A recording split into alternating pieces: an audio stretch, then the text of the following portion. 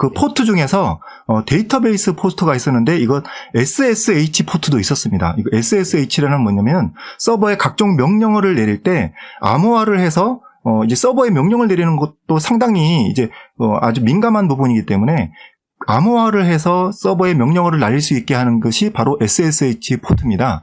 이게 보시면은 여기 대국민망에 50022 SSH라고 되어 있습니다. 그러니까 이것은 이미 이 서버 전체를 명령어를 통해서 어떤 모든 작업을 다 할 수 있도록 암호화된, 그러니까 안전하게 되어 있는 거죠. 안전하게 되어 있다는 것은 해킹의 위험으로서 안전하다는 게 절대 아닙니다. 이미 이 아이디랑 비밀번호를 안다면 그 아이디랑 비밀번호를 안 사람은 누구든지 쉽게 다 접속을 할 수 있는 거거든요.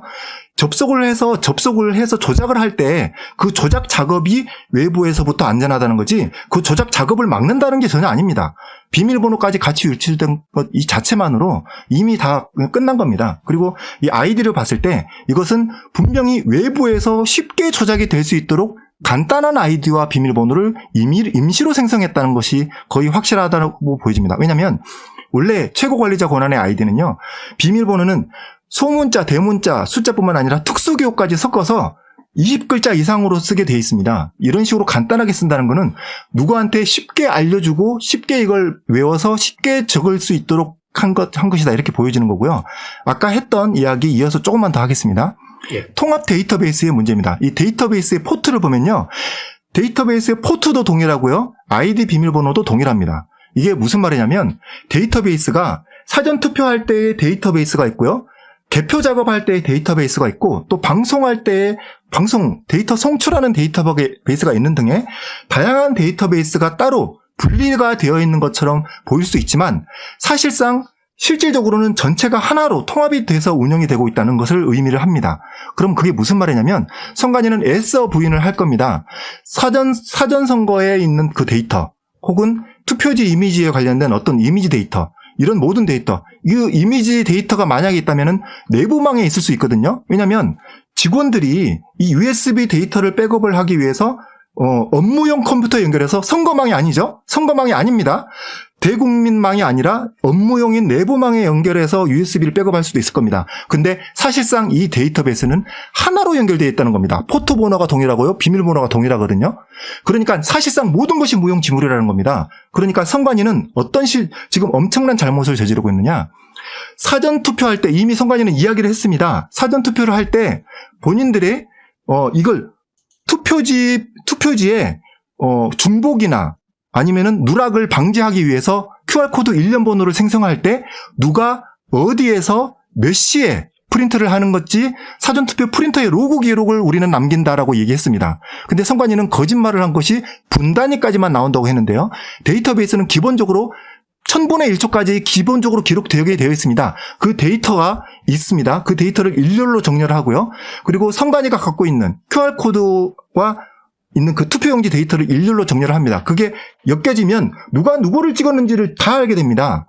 이게 지금 하나의 서버에 들어가 있다는 이 증거입니다. 이 증거가 바로 하나의 통합된 하나의 서버 안에 눈으로 봤을 때는 서버가 여러 개지만 전체가 묶여 있습니다.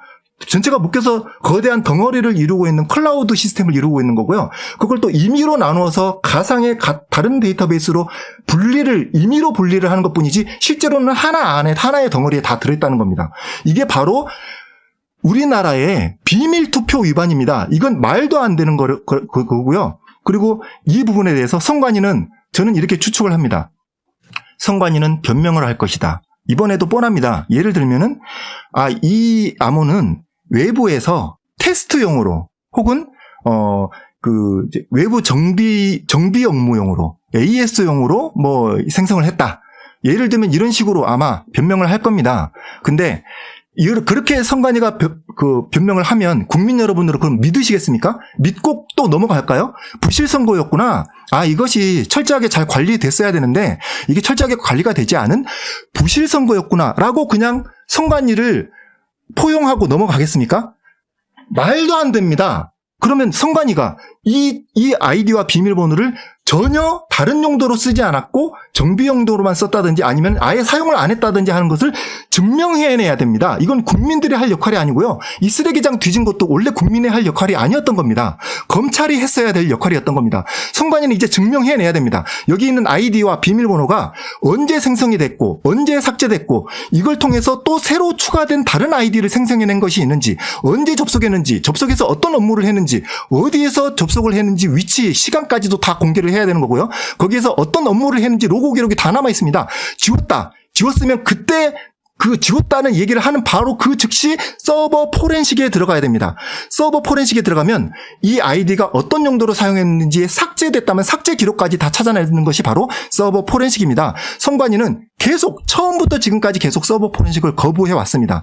서버 포렌식을 진행을 하면 될 일입니다. 이것은 부정선거가 아니라 부실선거다, 부정선거 아니다 라고 이야기하는 일부 우파들, 가짜 우파들, 일부 유튜버들이 강하게 동의를 하고 강하게 지지를 해 주셔야 됩니다. 왜냐하면 이것이 서버 포렌식이 돼서 이 아이디들이 올바르게 정말 필요한 적재적소에 협소하게 정당하게 사용됐다는 것을 선관위가 서버 포렌식으로 이걸 증명을 해내고 올바르게 공개를 해내야지만 부정선거가 없었다는 것도 올바르게 증명이 될 수가 있습니다. 정말 답답해서 미쳐버릴 것 같은데요. 제가 웬만한 홍보를 안 하려고 그러는데 부정선거가 없다고 생각하는 사람들 강력하게 선관위의 서버 포렌식을 지지해 주시기 바랍니다.